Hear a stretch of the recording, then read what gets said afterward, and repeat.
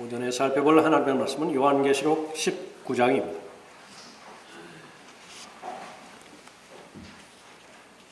요한계시록 19장 6절부터 9절까지 받들어 읽겠습니다.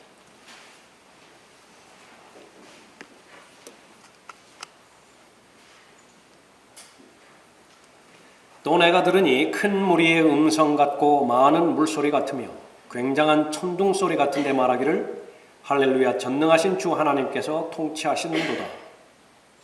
기뻐하고 즐거워하며 그분께 존귀를 돌리세. 이는 어린 양의 혼인식이 다가왔고 그의 아내도 자신을 예비하였습니다. 이제 그녀에게 허락하사 정결하고 흰 세마포를 입게 하셨으니 세마포는 성도들의 의라고 하더라. 그때 그가 내게 말하기를 어린 양의 혼인잔치에 초대된 그들은 복이 있다고 기록하라 하고 또 내게 말하기를 이것들은 참된 하나님의 말씀들이라고 하더라. 기도하겠습니다. 위대하시고 전능하신 아버지 하나님, 하나님과 단절되어지고 예수 그리스도와는 무관한 잃어버린 죄인들을 구원하시고자 예수 그리스도를 이 땅에 보내주셔서 십자가의 모든 보혈을 흘리게 해주시고 또 바쳐진 혼의 속죄 제물을 통하여 구원에 이를 수 있도록 인도해 주시는 하나님의 은혜에 감사를 드립니다. 구원받은 하나님의 자녀들이 베풀어 주신 은혜의 보좌 앞으로 나와 하나님 앞에 영과 진리로 경배드릴 수 있도록 인도하고 계십니다. 이제 저희들의 마음과 또 기도와 찬송과 또 손길을 다 하나님 앞에 드렸습니다. 이제는 변함없이 준비된 마음으로 하나님의 말씀에 경청하고자 합니다. 하나님의 말씀이 각 사람의 마음 가운데 잘 뿌리내릴 수 있도록 모든 여건과 상황을 주관하여 주시고 성령 하나님께서 임재하여 주셔서 말씀으로 인한 아름다운 결실의 열매 맺을 수 있도록 잘 돌봐 주시기 원합니다. 믿음이 더 늘어날 수 있도록 도우시고 다시 오실 예수 그리스도를 기다리는 소망이 더 견고해질 수 있도록 인도해 주시기 원합니다. 저를 주님 영으로 충만하게 채워주시고 마귀가 어떤 형태든지 공격하지 못하도록 이 시간을 보호해 주십시오. 감사를 드리며 주 예수 그리스도 이름으로 기도드렸습니다. 아멘.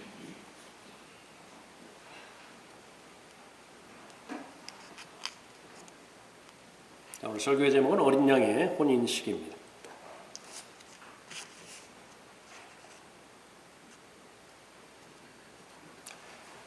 성경은 결혼으로 시작하지요. 결혼으로 완성이 됩니다. 성경에는 혼인식, 혼인잔치에 관한 많은 비유가 나옵니다. 예수님께서도 이 비유에 대해서 많이 말씀하셨죠. 실체가 있을 것입니다. 혼인에 대한. 구약에서는 이삭과 리브카의 이야기가 기록되어 있죠.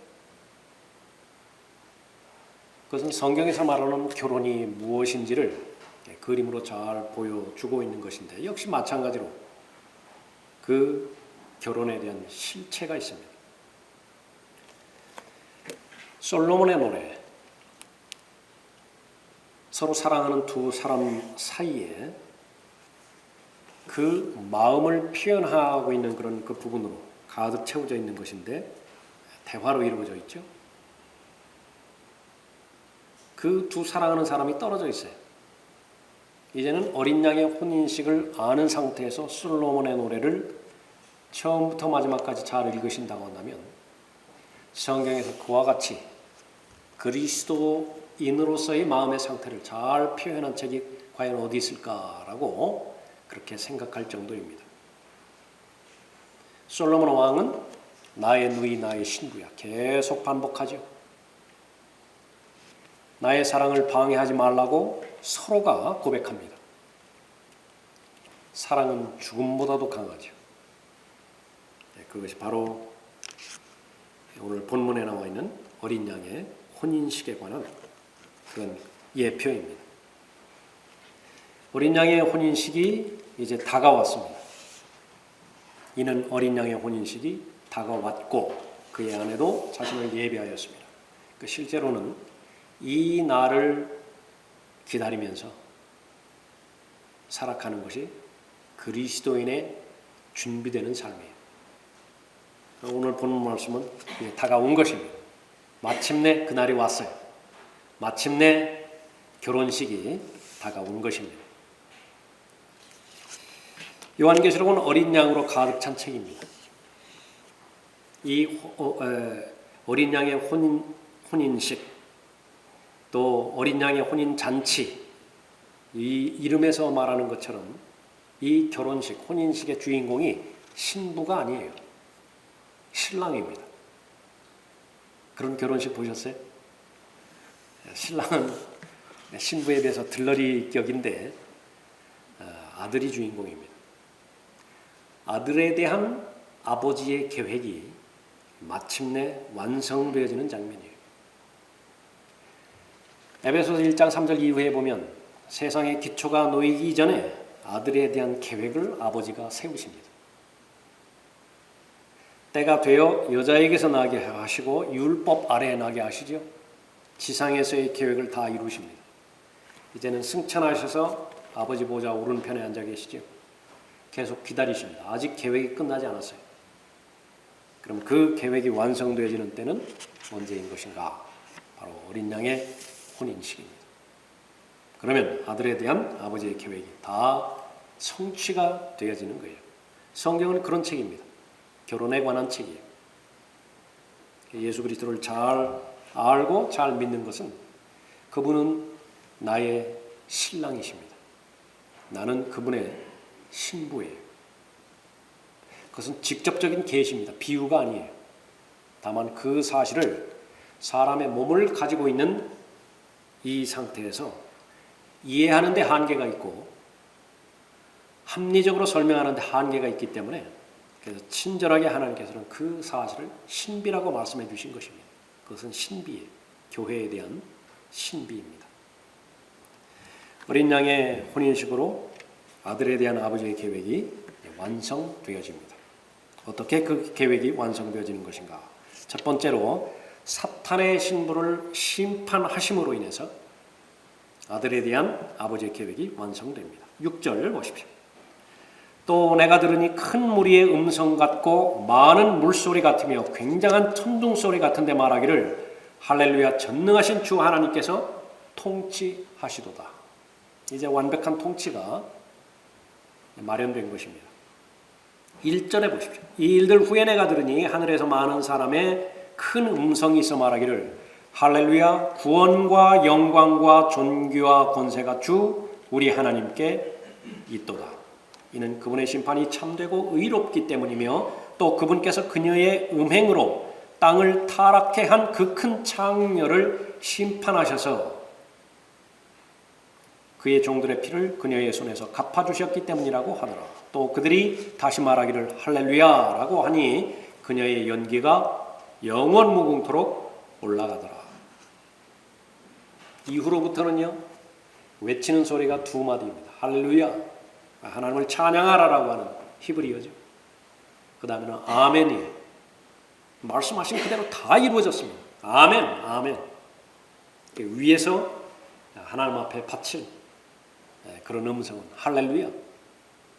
영원 무궁토록 하나님을 찬양하는 것입니다. 아멘. 예언되었던 모든 성경이 다 성취가 된 것이죠. 예수 그리스도의 승리를 담고 있는 그런 구절입니다. 육신으로 오셨을 때에 아브라함의 씨를 입고 오셨죠. 죽으셔야 됐기 때문에 그렇습니다. 천사는 죽을 수 없기 때문에 천사로 오지 않으셨죠. 광야에서 승리하셨습니다. 겟세마네에서 승리하셨죠. 십자가에서 승리하셨고 마침내 모든 마귀의 세력들에 대해서 승리하신 것입니다. 하나님께서 기뻐하실 때는 두 종류가 있습니다. 두 가지 영역이 있어요. 하나는 의의 열매를 맺을 때예요. 풍성한 열매를 맺을 때 하나님께서 기뻐하십니다.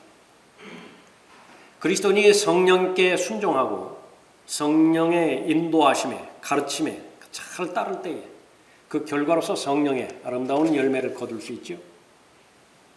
하나님 앞에 영광을 돌리는 것입니다.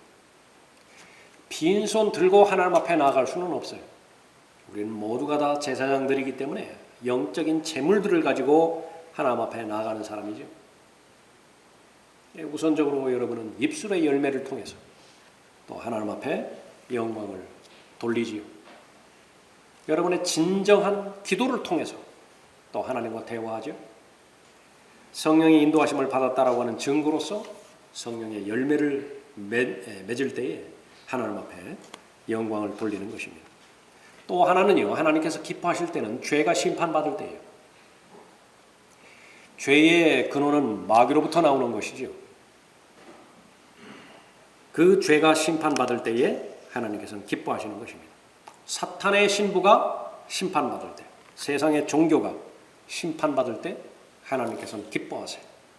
성도들도 마찬가지입니다. 그래서 할렐루야, 아멘 불러드리는 것입니다.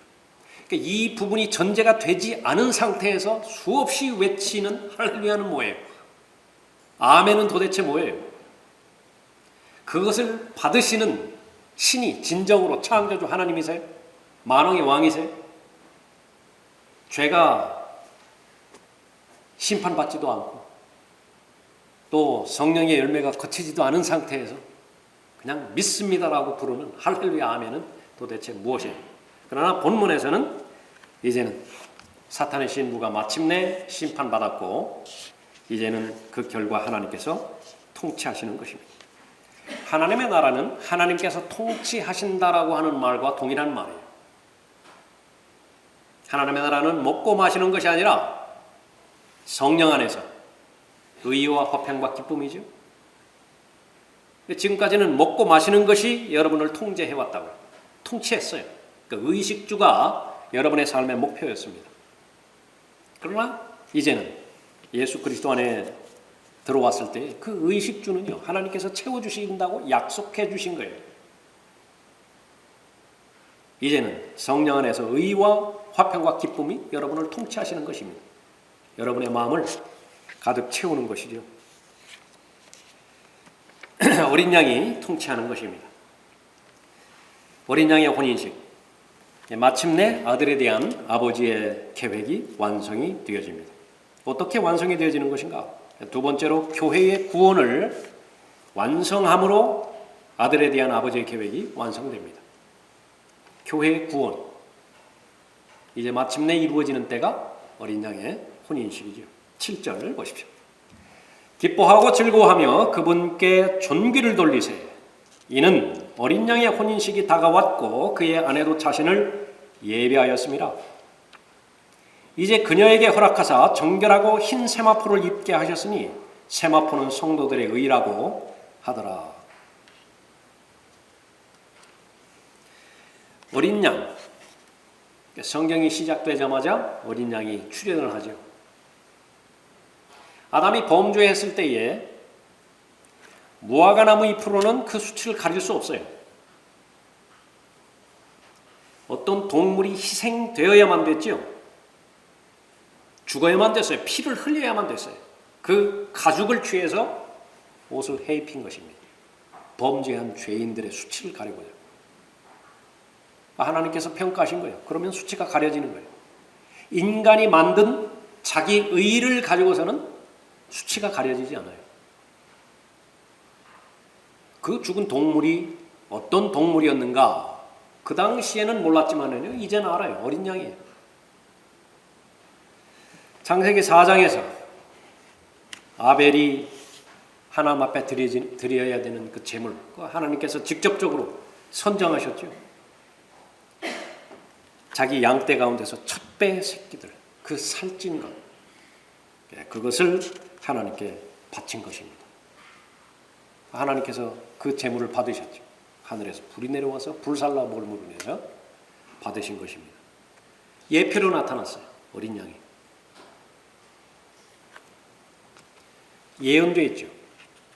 창세기 22장에서 아브라함에게 이삭을 바치라고 명령하셨을 때에 이삭이 물어보는 것입니다. 나무도 있고 불도 있는 것인데 번제에 쓸 어린 양은 어디 있습니까? 아들아, 하나님께서 자신을 번제에 쓸 어린 양으로 마련하실 것이다. 이 예언은 이제 십자가에서 성취가 되는 것이죠. 이 어린 양이 6월절에서 그대로 적용이 되어집니다. 출애굽기 12장에서 그 많은 동물들 중에서도 하나님께서 지목하신 것은 바로 흠없는 1년 된 어린 양 수컷이에요. 그것을 잡아서 다른 세상 종교가 이해할 수 없는 행위를 하라고 말씀하시는데 그 피를 바르라고 말하는 것입니다. 문기둥에다 바르라고. 죽음의 천사가 그날 밤 첫 태생을 죽이기 위해서 내려올 텐데 그 피가 묻혀진 집을 본다고 한다면 건너뛰는 것이 pass over 하는 것입니다. 어린 양이 적용이 되어졌고요. 마침내 아담이 창조된 그 후로부터 4,000년이 지난 다음에 어린 양이 나타났죠. 아버지의 품 안에 계신 독생자 그가 하나님을 분명히 밝히셨느냐. 보라 세상 죄를 제거하는 하나님의 어린 양이라. 사람 보고 어린 양이래. 인격적으로 동일시가 된 것입니다. 갈보리에서 그 어린 양은 못 박히셨어요. 그가 억압을 당하고 고난을 당하여도 그의 입을 열지 아니하였으니 그가 어린 양처럼 도살장으로 끌려가며 또 털 깎는 자들 앞에 양이 말없듯이 그가 자기 입을 열지 아니하는도다. 고스란히 죄인들에게 내려져야 되는 저주와 심판 그걸 다 받아내셨어요. 나의 하나님 어찌하여 나를 버리셨나이까. 인간으로서 죄 없는 인간으로서 절규하셔야만 했던 것입니다. 그렇게 어린 양은 십자가에 달려서 도살당하신 거예요. 이제는 부활하셨죠? 영화롭게 되십니다. 그 어린 양이 받아야 되는 영광, 그것은 영원 무궁토록 계속되는 것입니다. 요한계시록 5장 11절에서 또 내가 또 보니 그 보좌와 짐승들과 장로들을 둘러싼 많은 천사의 음성을 들었는데 그들의 수가 만만이요 천천이라. 큰 음성으로 말하기를 죽임을 당하신 어린 양의 권세와 부귀와 지혜와 힘과 존귀와 영광과 찬송을 받으시기에 합당하시도다라고 하더라. 그 어린 양에게 찬송과 영광과 존귀와 영광과 권세가 영원 무궁토록 있을지어다. 그 말을 계속해서 반복하는 것입니다. 계속 경배하는 것이죠. 그 어린 양을 신랑으로 둔 사람이 바로 그리스도인입니다. 교회예요. 교회에 해당 제자는 그리스도인은요. 결혼에 실패한 실패자들입니다. 한번 결혼을 했는데 실패했어요. 원치 않는 결혼이었죠. 속아서 한 결혼이었죠. 로마서 7장에서 바로 육신의 죄들의 몸과 혼인을 한 혼이에요. 벗어날 방법이 없어요. 그 남편이 죽지 않는 한 그 혼인의 법에서, 결혼의 법에서 벗어날 방법이 없어요. 그 남편이 죽지 않았는데 다른 남자가 나타났다고 해서 결혼한다고 한다면 간음죄를 저지르는 거예요. 예수 그리스도는 바로 그 남편의 죽음을 대신 죽어줬죠. 저주의 죽음입니다. 그 결과 이제는 예수 그리스도와 자유로운 자유 가운데서 혼인을 할 수 있도록 마련이 된 것입니다. 그 청혼이 수락이 됐어요. 예수 그리스도 영접할 때에 하나님의 아들들이 되는 권세를 주시는 특권이 주어졌지만은요. 그것을 설명하는 다른 영역에서는 이제 신부로 정혼한 것입니다. 그렇게 흠모하던 그분과 가까이 있게 되는 것은 물론이고 그분 안에 들어가는 것은 물론이고 그분이 나의 신랑이 되는 것입니다. 어떤 K-팝이 공항에 나타난대요. 어떤 소녀하고 인터뷰를 했습니다. 왜 여기 왔습니까? 그 소녀의 답이에요. 얼굴을 볼 수 없는 것은 기정사실이지만 본인도 알아요. 더 가까이에서 볼 수 있다라고 하는 그 기다가 마음을 설레게 해요. 좀 소름이 끼치더라고요. 도대체 어떤 존재이기에 가봐야 만나지 못한다는 것은 본인도 알아요. 근데 집에 있는 것보다 공항으로 가는 것이 더 거리가 가까워지기 때문에 설레는 마음으로, 기대하는 마음으로 간대요. 세상 잃어버린 죄인들의 마음의 상태인데 누가 말했듯이 그리스도인들이라고 하는 사람들이. 그러나 실체는 무엇입니까? 그것이 실체, 먼 팔치에서 바라보는 대상이 아니라 그냥 마음으로만 짝사랑하는 흠모의 대상이 아니라 이것은 바로 실체인 것입니다. 이 결혼이 성립되기 위해서 예수 그리스도는 인간으로 오셔야만 됐습니다. 하나님과 사람이 결혼할 수 없어요. 천사와 인간이 한 몸이 될 수 없어요.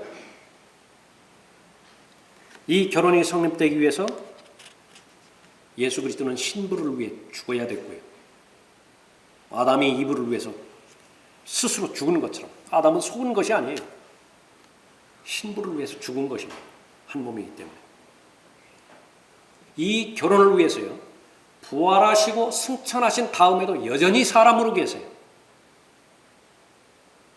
디모데전서 2장 5절에 있는 것처럼 하나님이시면서 역시 동시에 인간이세요. 그렇기 때문에 결혼이 가능한 것입니다. 어린 양의 혼인식이죠. 사탄이 얼마만큼 이 결혼을 방해하고 있습니까? 신부의 자격을 얻지 못하도록 방해하는 것으로부터 시작해서 신부가 되었죠. 이제 약혼 관계의 정혼이 성립이 되었죠. 그 뒤로부터 그 이후로도 끊임없이 이 어린 양의 혼인식에 서지 못하도록 방해한 것입니다. 이는 내가 경건한 질투로 너희에게 질투를 느낍니다. 내가 너희를 한 남편에게 정혼시켰나니. 중매인으로 소개하는 거예요, 바울이. 이는 한 순결한 처녀로 너희를 그리스도께 바치려는 것이라. 나는 뱀이 그의 간계로 이불을 속인 것 같이 성경이 결혼으로 시작해서 결혼으로 완성되어지는 책이라고 한다면 마귀의 공격은 그 결혼을 방해하는 것으로부터 시작해서 끊임없이 이 마지막에 완성될 결혼을 방해하는 것입니다. 뱀이 그의 간계로 이불을 속인 것 같이 너희의 마음도 어떤 방법으로든 그리스도 안에 있는 단순함에서 떠나 부패할까 두려워하노라. 자꾸 다른 신랑 붙여주는 거예요. 이브가 볼 때에 자신의 신랑인 아담보다도 더 멋있는 남자로 마귀가 다가왔거든요. 거기 붙어버린 거예요. 죄는 그렇게 시작된 것입니다. 역시 마찬가지로 사탄이 이 결혼에 대해서 방해하죠. 믿음으로 이기는 것입니다. 그리스도의 삶의 목표는 거룩한 삶이고 그리스도의 삶의 목표는 순수함을 지키는 삶이지요. 진리가 그것을 가능하게 합니다. 하나님께 주시는 은혜가 그것을 가능하게 하는 것이죠. 어린 양의 혼인식이 있기까지 얼마나 긴 기간이 있었어요. 그것을 유대인의 결혼 관습을 통해서 또 하나님의 기록된 말씀을 통해서 왜 그렇게 그 과정이 길었는가 그것을 이해할 수 있도록 인도해 주고 계시는 것입니다. 유대인의 결혼에서는요, 제일 먼저 협상 단계가 있어요. 그런데 특이한 것은 신부를 결정하는 데 있어서 신랑을 결정하는 데 있어서 본인이 결정하지 않습니다. 누가 결정하는 것인가? 아버지가 결정해요. 이삭과 리브카도 역시 마찬가지였습니다. 아버지가 결정을 해요. 만약에 여러분이라면 어떻게 해요? 수용하시겠어요? 여러분의 아버지가 부모님이 결혼을 결정한다고 한다면 어떤 대상을 그렇게 지정해 주신다 하더라도 그대로 순응하겠습니까? 성경에서 말하는 결혼은요, 사랑하기 때문에 결혼하는 그 순서가 아니라 결혼했기 때문에 사랑하는 거예요. 의지적 사랑입니다. 이 시대는 결코 받아들일 수 없는, 동의할 수도 없는 사랑이에요. 그러나 그것이 성경에서 나와 있는 사랑이에요. 가장 안전한 사랑이고요, 가장 깊은 사랑입니다. 아버지 하나님께서 맺어주신 거예요. 신랑과 신부를. 그렇게 시작이 됩니다. 그러면 신랑이 이제 지참금을 지불하고 신부가 그를 받아들이는 것입니다. 리브카에게 뭐라고 말했습니까? 내가 이 사람과 함께 가겠느냐? 주변에서 그렇게 말하죠. 결정이 남았어요. 내가 가겠나이다. 모든 죄인들을 향해서 바로 신랑이신 예수 그리스도께서 초청하시는 것입니다. 예수 그리스도를 주로 받아들이겠느냐라고 하는 질문에 대해서 답을 하기만 하면 돼요. 그러나 누가복음 14장에서 어떤 사람이 성대한 저녁을 만찬을 준비를 했죠. 다 초대를 합니다. 한결같이 변명해요. 변명의 모습들을 보니까 밭을 샀다는 거예요. 나는 내가 밭을 샀는데 가서 그것을 보아야 하니 나를 용서해 주게. 마치 봐주는 것처럼요. 이것은 오래전에서부터 그렇게 이러는 거예요. 내가 예수 그리스도 믿어주는 거예요. 내가 교회 한번 가주는 거예요. 내가 예수 그리스도 안 믿어도 될 사람이지만 좀 한번 믿어주는 거예요. 누구 때문에? 동기가 다 달라요. 내가 소 5겨리를 샀는데 그것들을 시험해 보려고 하니 나를 용서해 주게. 나는 장가를 들었으니 가지 못하겠네. 주인이 화가 났죠. 아무나 데려오라고. 그래도 자리가 없는데 산간 벽지로 다 돌아다니면서 가능한 한 모두 다 데려오라고. 그 가운데서 바로 예수 그리스도를 자신의 주로 받아들이겠느냐라고 하는 질문에 기꺼이 대답한 사람들이 바로 그리스도인들입니다. 예수 그리스도는 신부를 얻기 위해서 자신의 보배로운 피를 흘렸죠. 자신의 생명을 내어주신 것입니다. 죄값을 치르셨고 그 결과 신부를 구속하셨어요. 보혈로서 죄값을 치러주신 그리스도의 지참금입니다. 신부가 받아들이면은 결혼이 성립되는 것이, 받아들이지 않으면 그 결혼은 성립이 안 돼요. 자, 그 단계가 이제 지나면 이제 정혼 단계입니다. 약혼 단계예요. 약혼이 성립되면 결혼이 성사된 것과 동일하게 간주해요. 비록 한 침상에서 한 몸이 되지는 않았어요. 아직까지는. 그럼에도 불구하고 그 관계를 파괴할 수 없어요. 죽음이 그 두 관계를 파괴하는 것입니다. 그의 모친 마리아가 요셉과 정혼하였으나 이때의 정혼이 이제 약혼 단계죠. 동침하기 이전에 성령으로 잉태된 것이 그녀에게 나타났더라. 약혼한 신부는 자신의 얼굴을 베일로 가립니다. 무엇을 말하는 것인가? 나는 더 이상 나 자신의 소유가 아닙니다. 나의 신랑이 값주고 나를 샀습니다. 지참금을 나한테 주었기 때문에 나는 내 신랑의 소유입니다. 베일의 의미예요. 하나님께서는 구원받은 하나님의 자녀들에게 성결을 요구하고 계시죠. 그 전까지는 세상의 소유였습니다. 그러나 이제는 그리스도의 소유죠. 요한일서 2장 15절, 16절, 17절에서 아버지의 사랑이 없는 곳에 집착하지 말라고. 이 세상에는 아버지의 사랑이 없어요. 육신의 정욕의 영역이라든지 안목의 정욕이라든지 생의 자랑이라든지 그곳에는 아버지의 사랑이 없어요. 이제는 예수 그리스도의 보혈의 지참금을 가지고서 값주고 산 바 되었기 때문에 몸과 영으로 하나님 앞에 영광을 돌리라고 말씀하고 있는 것이죠. 그 단계가 지나면 이제 준비 단계입니다. 신랑은 자기 집으로 돌아가요.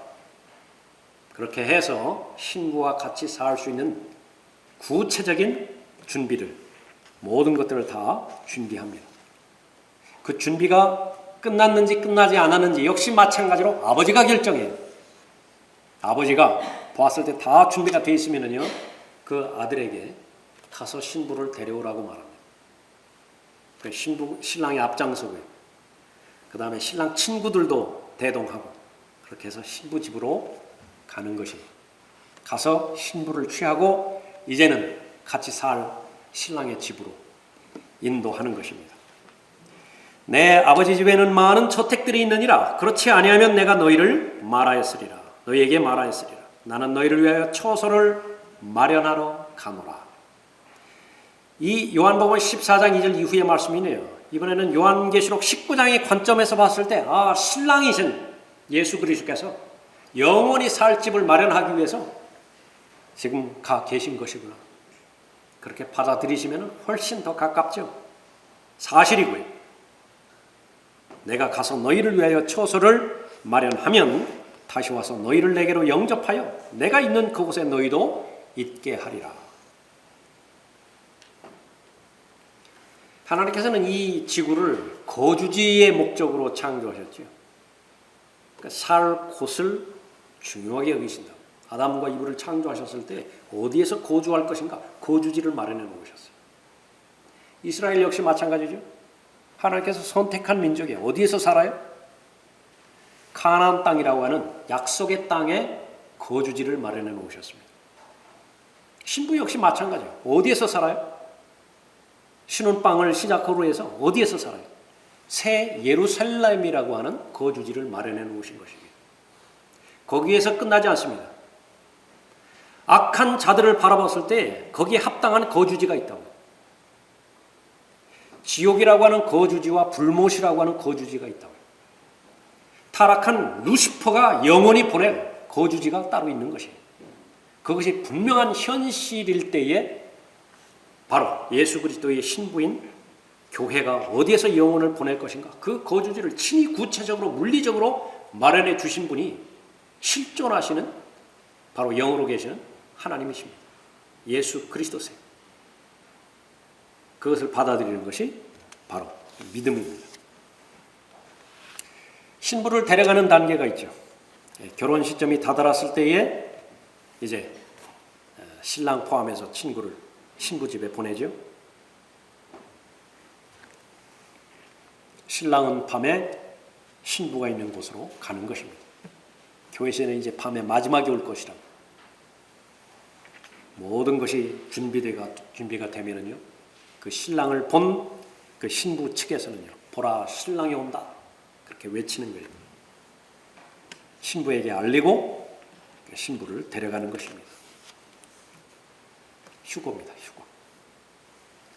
주께서 호령과 천사장의 음성과 하나님의 나팔 소리와 함께 하늘로부터 친히 내려오시리니 그러면 그리스도 안에서 죽은 자들이 먼저 일어나고 그리고 나서 살아남아 있는 우리도 공중에서 주와 만나기 위하여 그들과 함께 구름 속으로 끌려 올라가리니 그리하여 우리가 영원히 주와 함께 있으리라. 신부가 마련해야 되는 것은 신랑이 오는 것을 준비하는 것이죠. 기다리는 것입니다. 솔로몬의 노래 특히 3장 4장에서는요. 그 떨어져 있는 동안에 서로 갈망하는 그 마음이 너무나 애잔하게 표현되고 있습니다. 떨어져 있는 동안에 바로 신부가 다시 오신 나를 데리러 올 신랑을 맞이하는 그 마음의 상태를 말하는 것이죠. 신부를 얻는 사람은 신랑이지만 신랑의 친구는 곁에 서서 신랑의 음성을 듣고 그 음성으로 인하여 크게 기뻐하느니라. 그러므로 내게는 이런 기쁨이 충만하니라. 침례 요한의 고백인데 침례 요한은 신부는 아니에요. 그냥 신랑의 친구일 뿐이에요. 친구임에도 불구하고 신랑이 신부를 맞으러 오는 그 광경에 대해서 이렇게 벅찬 기쁨으로 표현하고 있는 것인데 당사자인 신부는 오죽하겠습니까? 아멘 주 예수여 오시옵소서. 그것이 그 마음의 표현인 것이에요. 태양은 신랑방에서 나오는 신랑 같고 경주하는 강한 남자처럼 기뻐하는도다. 시편 19편 5절 말씀입니다. 검증 단계가 있어요. 좀 복잡하죠. 유대인들이 아주 독특해요. 신랑이 값을 치르고서 신부를 데려오는 것인데 진짜 신부인지 그렇지 않은 것인지 이제 베일을 벗겨서 확인합니다. 그 검증 단계에서 잘못된 혼인임을 깨달은 구약 인물 하나가 있죠. 누굽니까? 야곱이었어요. 분명히 저 여자였는데 이 검증 단계에서 하룻밤을 치르고 보았더니 다른 여자예요. 얼마나 그 낭패감이 밀려왔겠어요? 라헬과 결혼할 것이라고 생각했는데 레아를 맞이한 것입니다. 오늘 본문 말씀에 봤더니요, 그의 아내도 자신을 예비하였습니다. 그 대상이 바뀌는 것은 아니에요. 그러나 신랑이신 예수 그리스도를 맞이하는 신부의 입장에서는요, 반드시 준비해야 될 것이 있는 것인데, 그것이 바로 성경에 계시된 것입니다. 그의 아내도 자신을 예비하였습니다. 특별히 옷에 대해서 언급하고 있습니다. 본문 말씀을 보십시오. 7절에 기뻐하고 즐거워하며 그분께 존귀를 돌리세. 이는 어린 양의 혼인식이 다가왔고 그의 아내도 자신을 예비하였습니다. 그 예비한 하나의 예표를 보여주는 것이 다음 절이죠. 이제 그녀에게 허락하사 정결하고 흰 세마포를 입게 하셨으니 세마포는 성도들의 의라고 하더라. 신랑을 맞이해야 되는 신부는요, 자신이 입을 결혼 예복, 그것은 본인이 만들어야 돼요. 두 종류의 옷이 준비돼야 되는데 하나는 안에 입는 옷이고 또 하나는 겉에 입는 옷입니다. 그 안에 입는 옷을 튜닉이라고 그랬어요. 그리스 시대나 로마 시대 때 잘 알려진 옷입니다. 그것은 무엇이냐? 윗옷을 말하는 것인데 소매는 없어요. 그러나 이 허벅지까지 내려오는 옷입니다. 튜닉이에요. 또 하나는 그 옷을 입고 겉에 입는 튜가라고 하는 옷을, 토가라고 하는 옷을 입는 것입니다. 여러분 많이 보셨을 거예요. 아주 길게 늘어지는 그런 겉옷이죠. 무엇을 말하는 것인가? 자신을 예배하였다라고 하는 것은 바로 그리스도의 심판석을 말하는 것입니다. 그리스도의 심판석에서 확인해야 되는 것은 옷과 관련되어진다고 한다면 자기 의로 만든 결혼 예복인 것인가? 그것은 다 불타버리는 것입니다. 이사야 64장 6절에서 아무리 성심성의껏 옷을 해 입었다 하더라도, 행함을 드렸다 하더라도 그것이 자기로부터 나온 것이라고 한다면 그것은 더러운 의예요. 더러운 걸레와 같다라고 그렇게 하나님께서 평가를 하시죠. 잎사귀처럼 시들어버릴 것입니다. 반면에 예수 그리스도를 신뢰했을 때에 하나님께서 주신 의의가 있어요. 예수 그리스도는 죄를 알지도 못하신 분이에요. 그런데 그분을 죄로 삼으신 이유는 하나가 있다고요. 우리를 하나님의 의로 삼아주시기 위해서, 그 하나님의 의라고 하는 옷을 주시기 위해서 우리에게 주신 것이에요. 그것이 바로 우리가 안에 입는 옷이라고 말할 수 있습니다. 그 옷을 입은 모든 사람은 부지런히 결혼 예복을 만들어야 돼요. 그것은 바로 세마포에 해당되는 것인데 성도들의 의예요. 구원받은 사람만이 이 옷을 만들 수가 있는 것이죠. 그것이 성도들이 구원받은 이후에 실제로 실행함으로 인해서 예수 그리스도를 섬김으로 인해서 마련하는 그런 옷을 말하는 것입니다. 예수 그리스도께서 오실 때에 그리스도인들에게, 신부되지는 않은 애들에게 경고의 말씀을 하신 적이 있죠. 수치스럽게 발견되면 안 돼요. 언제 수치스럽습니까? 입어야 되는 옷을 입지 않을 때 수치스럽다고. 첫 번째로 범죄했던 아담이 수치스러워했고요. 그 수치가 가려지는 것은 하나님께서 마련해 주신, 인정해 주신 옷을 입을 때에 수치가 가려진 것입니다. 마찬가지로 그리스도의 심판석에서 구원받은 하나님의 자녀들만 거기에 서게 되지는데 불 가운데서 구원받은 것과 같은 그런 대상들이 있다. 왜 그것을 고린도전서 3장에서 기록해 놓았어요? 절대로 그런 사람으로 발견되지 말라고. 어떻게 하면 그런 사람으로 발견되지 않을 수 있습니까? 바로 어린 양의 혼인식을 알아야 되고요. 그것을 믿을 수 있어야 되고, 이건 특권이에요. 내가 밭을 샀는데, 내가 소 5개를 샀는데 거기 가봐야 되니까 나를 용서해 주게. 그게 무슨 말이에요? 용서해 주게라고 말해요. 하나님께서 무궁무진한 창고에다가 먹을 양식을 마련해놓고 능력껏 와서 다 짊어지고 가서 너도 먹고 네 식구들도 먹고 다 가져가라고 그러는데 소식을 전하는 거예요. 내가 다른 일이 있어서 바쁘니까 내가 가지 못하는 것 용서해 주게. 마치 그러한 마음으로 그리스도인이라고 하는 사람들이 경배에 참여한다고 한다. 그런 마음으로 하나님의 일에 동참한다고 한다면 부끄럽겠지요. 그러나 진리를 진리로 받아들인 사람, 기록된 말씀 그대로를 받아들인 사람이 특권 가운데 특권이에요. 그 사람의 특징은 무엇이냐면 기뻐해요. 즐거워해요. 외칠 수 있다고 해요. 할렐루야, 아멘. 어린 양의 혼인식인 것입니다. 마지막으로 완성 단계예요. 이 결혼이 완성되면요, 본문에 나와 있는 것처럼 두 가지 과정이 있습니다. 하나는 어린 양의 혼인식이고 그 다음에는 어린 양의 혼인 잔치예요. 잔치는 두 가운데서 벌어집니다. 하늘에서 벌어지고요. 또 19장 본문의 말씀을 보면 땅에서도 벌어져요. 하나님의 만찬이라고 언급되고 있는 것이죠. 7년 대환란 기간을 말하는 것입니다. 어린 양의 혼인식, 이것이 이루어짐으로 마침내 아들에 대한 아버지의 계획이 완성되는 것입니다. 성경은 결혼으로 시작해서 결혼으로 완성돼요. 여러분은 누구의 신부입니까? 신부가 되었다고 한다면 마땅히 신부로서 잘 준비해야 되는 영역이 있겠죠. 또 당연하게 기대해야 되는 마음도 있을 거예요. 기다리고 있다고. 하루라도 빨리 보고 싶지요. 세 번째로 어린 양과 영원히 함께함으로 아들에 대한 아버지의 계획이 완성되는 것입니다. 이제 아들과 영원히 함께 있어요. 9절을 보십시오. 그때 그가 내게 말하기를 어린 양의 혼인잔치에 초대된 그들은 복이 있다고 기록하라 하고 또 내게 말하기를 이것들은 참된 하나님의 말씀들이라고 하더라.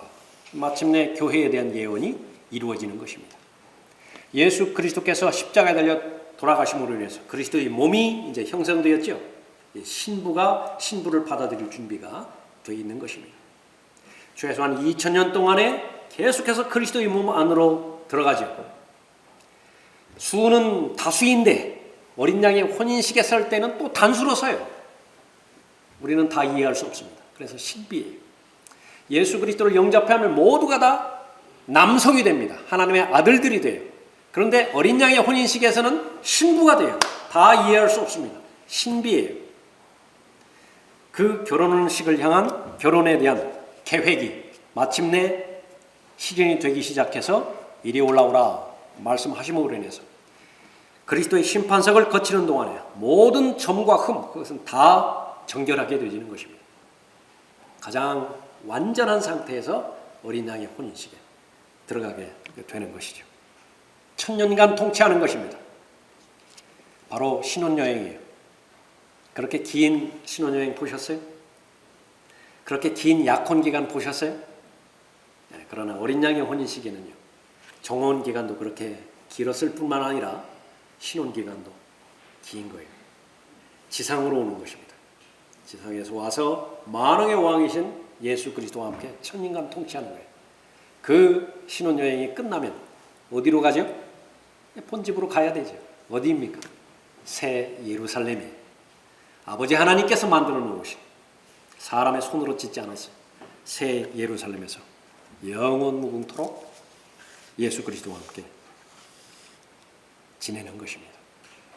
그 부분들을 살펴봤을 때 여러분이 지금 이 시대에 살아가는 기간 동안에 비교해 봤을 때 뭐 그렇게 손에 쥐고자 집착하는 것이 무엇이 있겠어요?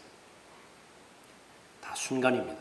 그래서 여러분의 신분을, 실제 신분은 신부이지만은요, 이 땅을 지나는 동안에 여러분에게 붙여주신 신분은 나그네이고 순례자예요. 잠깐 지나는 것입니다.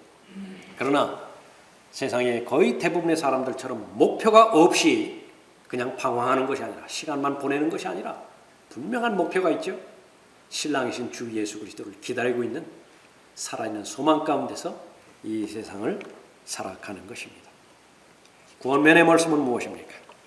설교를 마치면서 한 구절 살펴보죠. 22장 보십시오. 요한계시록 22장 16절에